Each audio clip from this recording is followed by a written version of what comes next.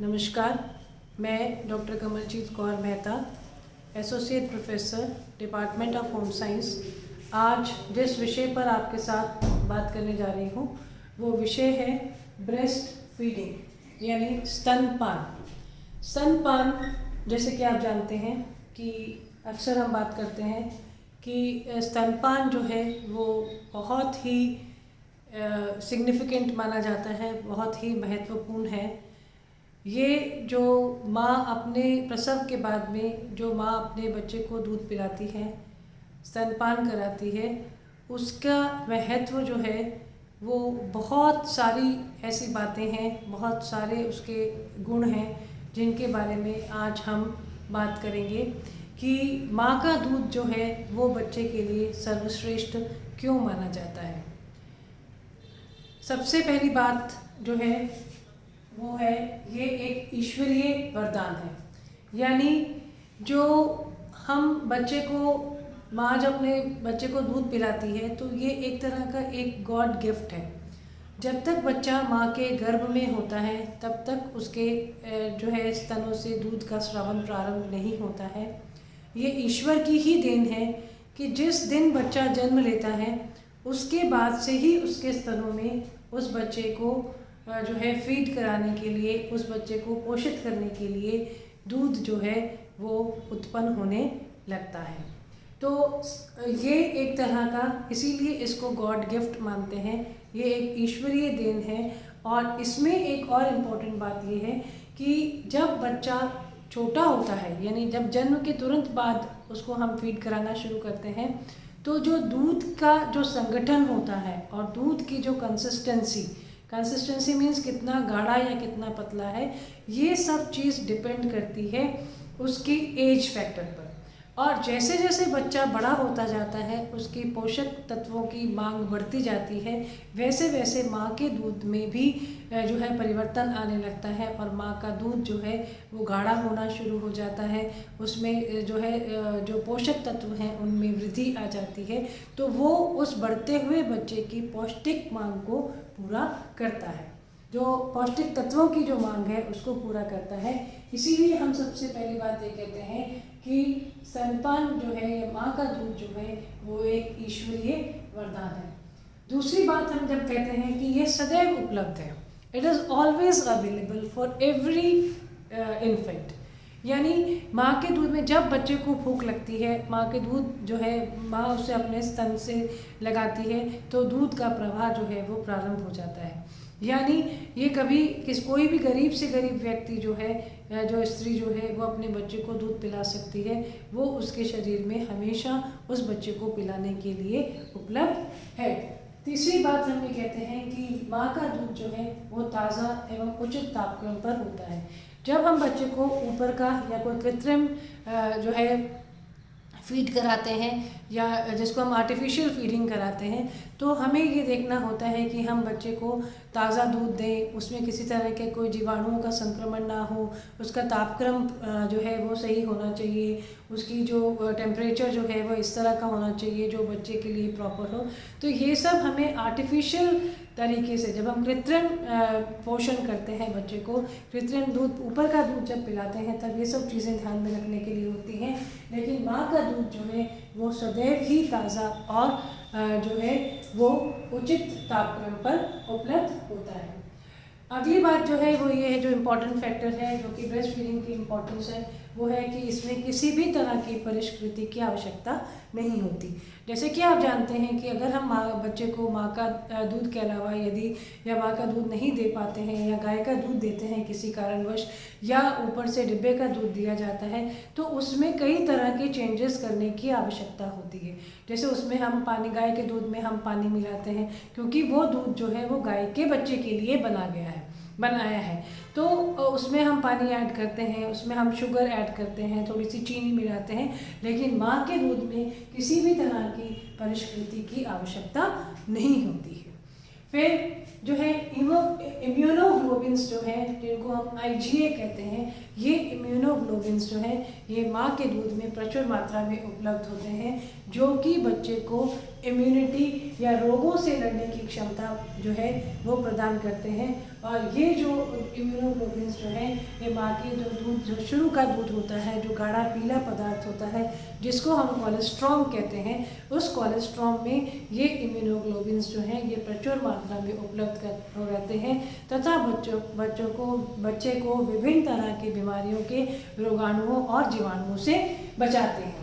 और इसके अलावा इस IgA के अलावा IgG और IgM जो है ये भी अल्प मात्रा में उपलब्ध रहते हैं, जो कि बच्चे में रोग प्रतिरोधक क्षमता या इम्यूनिटी पावर जो है उसको विकसित करते हैं।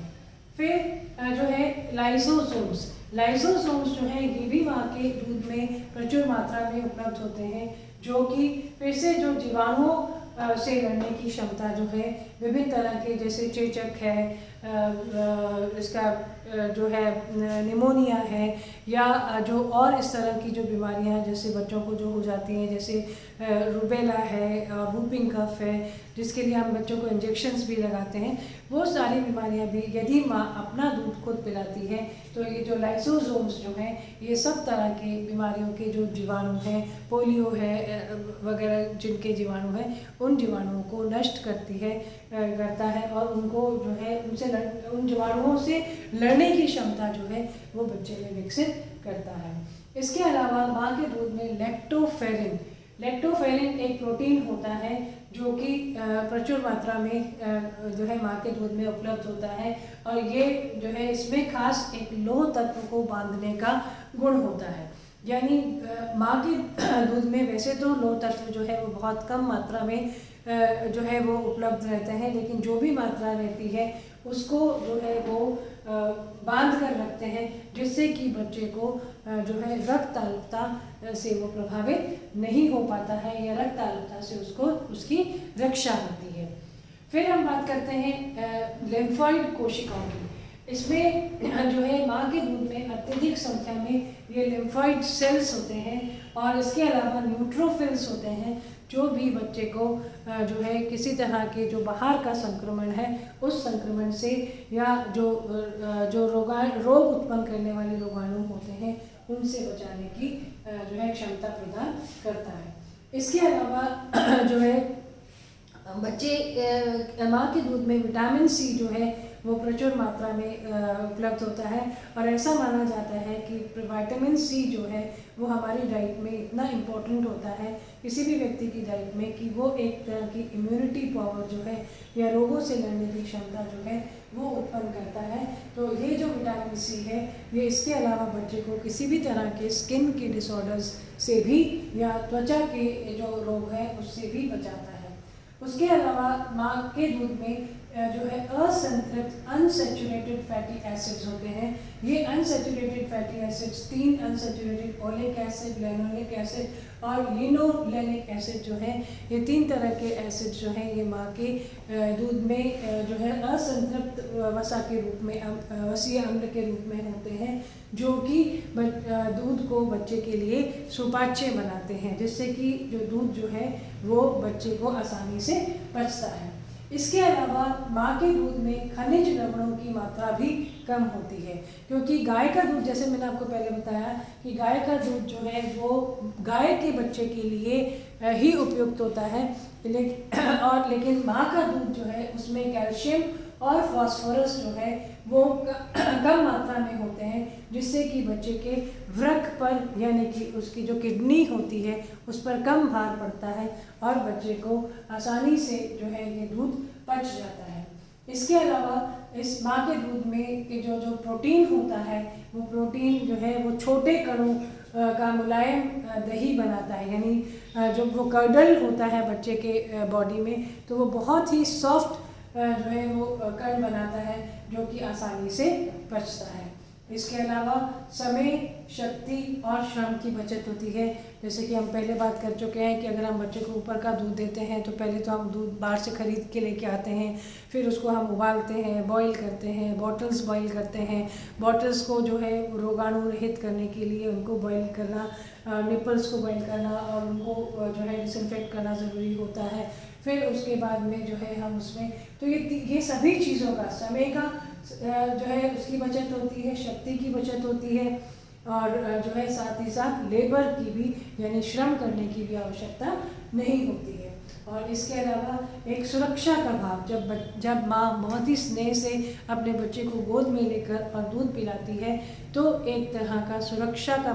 भाव जो है वो बच्चे, क्योंकि सुरक्षा जो है ये बच्चे की एक साइकोलॉजिकल मनोवैज्ञानिक आवश्यकता होती है, और ये जो साइकोलॉजिकल नीड जो है ये बच्चे की जो है माँ जब गोद में लेकर अपने बच्चे को दूध पिलाती है तो ये भाव जो है ये बच्चे में विकसित होता है। और इसके अलावा माँ और शिशु में एक जो बॉन्ड होता है, एक अटूट प्यार का बंधन जो होता है, वो दूध पिलाने से ही, जब माँ अपना दूध उसको पिलाती है तो उससे भी एक बहुत ही जो है सेटिस्फेक्शन होती है, एक साइकोलॉजिकल, एक मनोवैज्ञानिक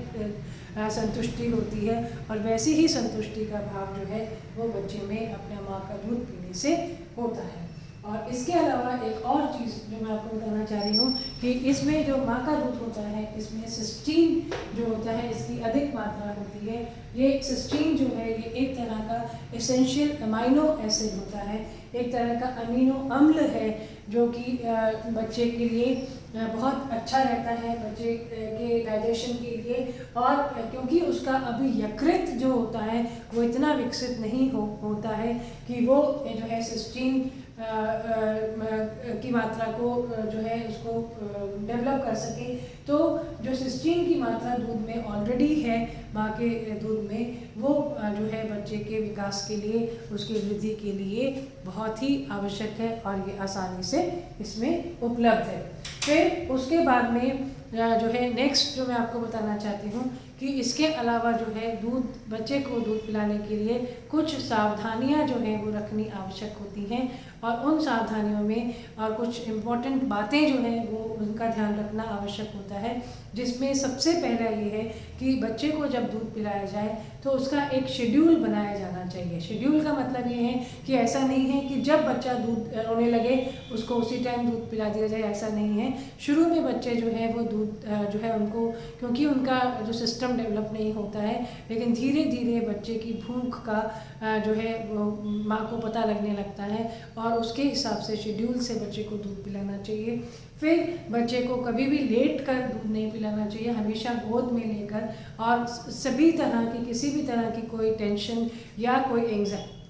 एंग्जाइटी माँ को नहीं रखनी चाहिए दिमाग में। और तभी जब वो बच्चे को बिल्कुल संतोष की भावना से बहुत ही खुश होकर और बहुत ही रिलैक्स होकर जब बच्चे को दूध पिलाती है तो दूध का प्रवाह भी सही होता है और बच्चा भी उस दूध से संतुष्ट होता है। और इसके अलावा जो है वो इम्पॉर्टेंट चीज़ जो और है वो ये है कि बच्चे को जो दोनों स्तनों से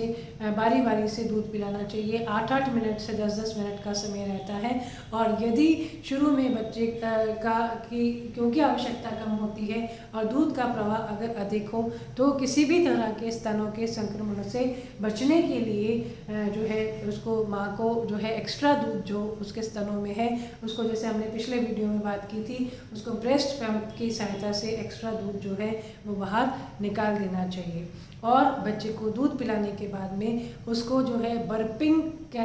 जिसको इंग्लिश में कहा जाता है और हिंदी में उसको डकार दिलाना कहा जाता है, बच्चे को लेकर और उसको जो है कंधे पर लगाकर और नीचे से ऊपर की ओर जब उसकी पीठ पर हाथ फैलाया जाता है तो बच्चे के जो दूध के साथ में या माँ ने जब उसको दूध पिलाया तो निपल की सकिंग के साथ में जो हवा उसकी बॉडी में प्रवेश हुई वो हवा जो है वो डकार के रूप में निकल जाती है और बच्चा जो है जो दूध बच्चे ने पिया वो दूध उसको जो है आसानी से और जल्दी पच जाता है। तो ये बातें मैंने आपको जो है ये स्तनपान से रिलेटेड जो है ये बताई कि स्तनपान जो है या माँ अगर अपने बच्चे को दूध पिलाती है तो उसके